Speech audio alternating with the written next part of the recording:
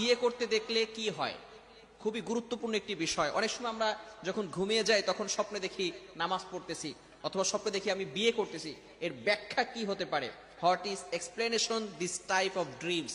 এর ব্যাখ্যাটা কি হতে পারে এটা আমরা অনেকেই জানি না। ভালো করে মনে রাখবেন, স্বপ্নের সবচেয়ে বড় ব্যাখ্যাকার ছিলেন মুহাম্মদ ইবনে সিরিন রহমতুল্লাহ আলাইহি। ওনার যুগের সবচেয়ে বড় ব্যাখ্যাকার ছিলেন। অনেকে স্বপ্নকে বিশ্বাস করে না। ভালো করে মনে রাখবেন, স্বপ্ন কিন্তু অনেক সময় সত্যি হয়। স্বপ্ন হচ্ছে তিন প্রকার। একটা হচ্ছে আল্লাহ তাআলার পক্ষ থেকে আসে, সেটা ভালো স্বপ্ন। আরেকটি হচ্ছে শয়তানের পক্ষ থেকে আসে, এটা হচ্ছে খারাপ স্বপ্ন। আরেকটি স্বপ্ন হচ্ছে নফসানি স্বপ্ন, অর্থাৎ সারাদিন মানুষ যেটা চিন্তা করে এটাই সে বারবার স্বপ্ন দেখতে থাকে।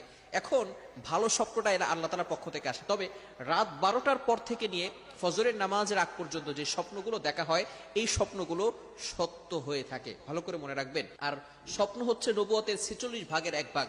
সুতরাং এটাকে অবিশ্বাস করার কোনো